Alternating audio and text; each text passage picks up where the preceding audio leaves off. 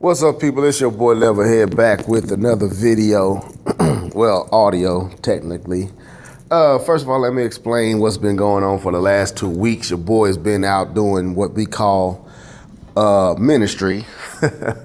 We've been a part of a tent revival, a citywide tent revival, all churches, different background, races, and creeds coming together to do missional work as one body of Christ. And I was asked to be the sound technician, and I also was asked to minister as well. So it kind of took me out of being able to be home and available for the podcast. My crew knew what was going on, but I didn't get a chance to kind of give you guys a explanation or explain what was going on or why the podcast wasn't happening. I should have possibly did a video or something to explain what was going on, but I was so busy and swamped with stuff, I never got a chance to do it. I really kind of forcing this one right now. But yeah, that's what's been going on, man. So we'll be doing the podcast this Sunday with Jedi Night, and then we'll be back to our regular routine that following Thursday. But anyway, that's part of what I wanted to talk about. But the main thing I want to talk about is, people, I think it's time for Ubisoft to bring back Red Steel, the franchise, an IP. I think this game did not get its fair shake. I think it was ahead of its time. It was so ambitious and forward-thinking that it was even more beyond what the Wii could actually do at the time. And the fact that the Wii U was such a failure when it comes to sales, I don't think they ever even considered. They might have considered it, but they never came to a place where it made sense to put a game like that on the system when you see how other games were doing. So I feel like they need to bring this game back. You know, I know the second game didn't do, sales-wise, didn't do what they believed it should have done. And the first one, I think it sold decent, but was a horrible game as far as controls.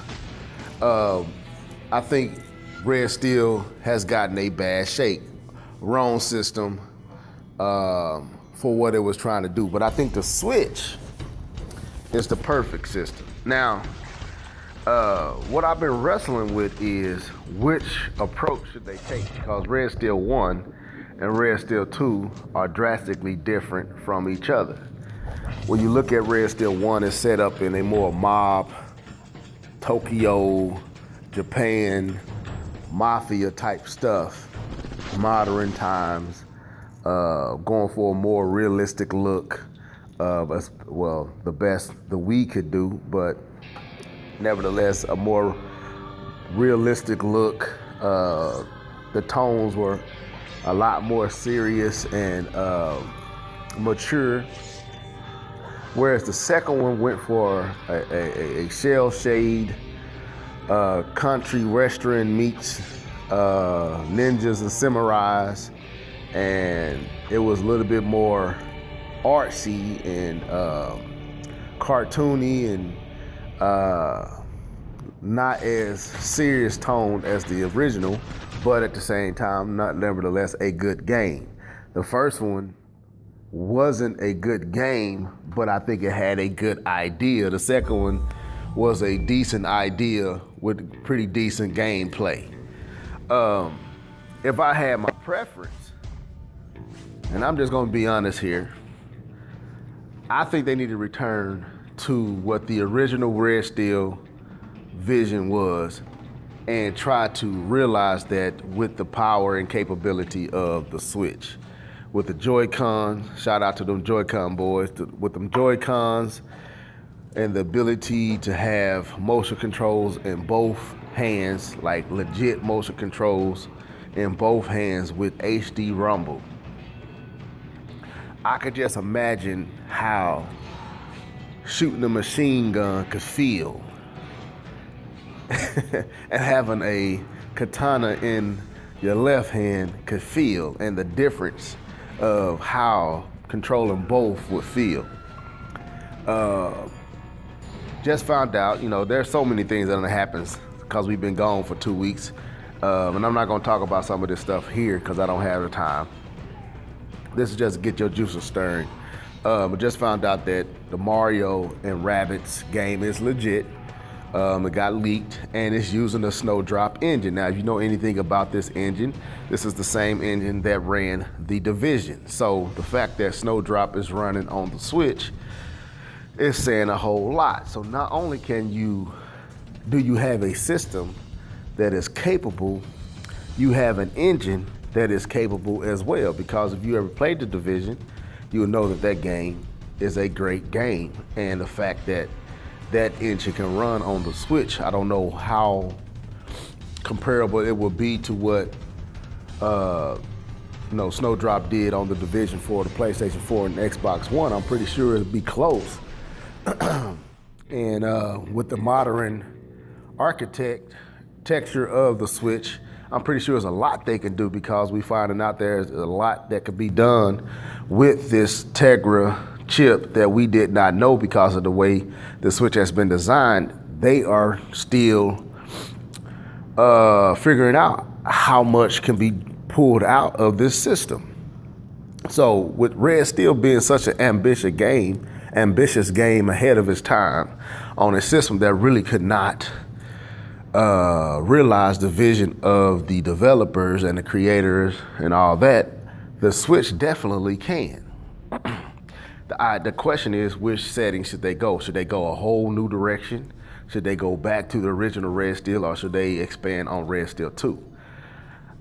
I want to see the original Red Steel expanded on, or go a whole nother direction that's different from both.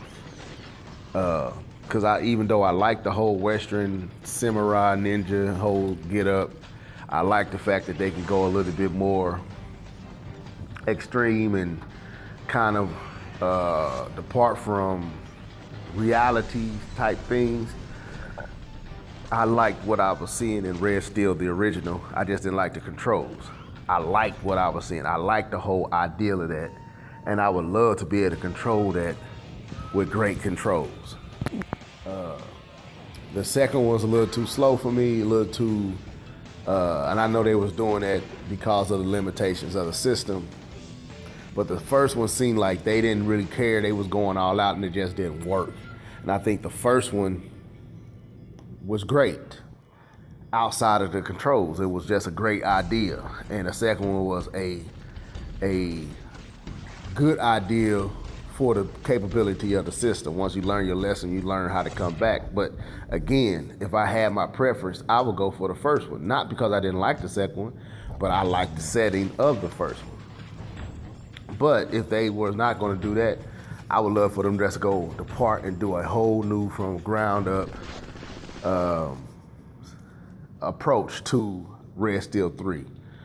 But if they didn't do that and they just did a remake, I would rather them make the original one over with modernized graphics, the controls mapped correctly to the Joy-Cons, motion controls done right, feeling the HD rumble, feeling the difference between the coil and the response of a machine gun ripping off like that, and you seeing it. Oh my God, that'll be so awesome. And then in this hand, you got the katana or the sword, and you feel you can feel the difference of how that feel. And I think they need to do this, folks.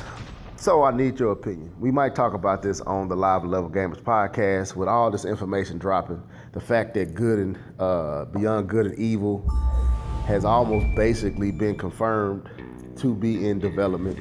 Is it for the Switch? I don't know, but it's in development. And the fact that this new Mario Rabbids game is using the Snowdrop engine, and the fact that all this is running on the Switch. Is it time, folks, for Nintendo to bring Red Steel back? And if they do, should it be a remake of the original, a remake of the second one, or a total new ground up built game? Or all three? With controls and everything improved and better. Let me know your thoughts. This is your boy Levelhead signing out. Stay tuned for the Live Level Gamers podcast this Sunday. And then, like I said, we'll be back on our regular schedule Thursday. Till then, folks, deuces.